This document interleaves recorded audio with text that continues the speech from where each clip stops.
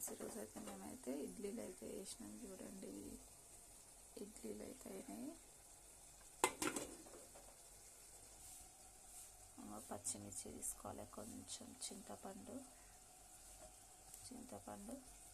కొంచెం జీలకర్ర, అట్లే కొంచెం అయితే పల్లీలు ఇట్లా వేయాలి. ఇంకో పల్లీలు ఇట్లా వేస్తాను.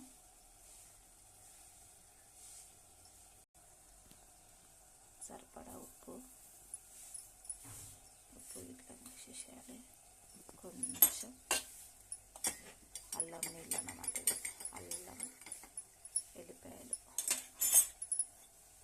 ఎల్లిపాయలు నైట్ అయితే కొంచెం కచ్చపెక్కగా దంచేసుకొని మేమైతే పెట్టేసుకొని ఇదైతే ఇందులో వేస్తున్నా. చట్నీలో సూపర్ ఉంటుంది. చట్నీలు వేస్తే నైట్ దంచి పెట్టుకున్నది అనమాట. ఇది దంచి నైట్ వాటర్ పోసి అట్లా పెట్టేసిన అనమాట.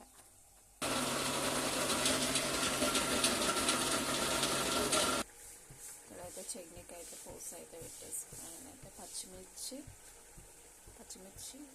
వేయాలి. పచ్చిమిర్చి, ఎండుమిర్చి, జీలకర్ర, పప్పు కొంచెం బొప్పాయి చేసిన బాగుంటుంది చట్నీకి. ఇక్కడైతే మెంతం కూర అయితే వేస్తున్నాను.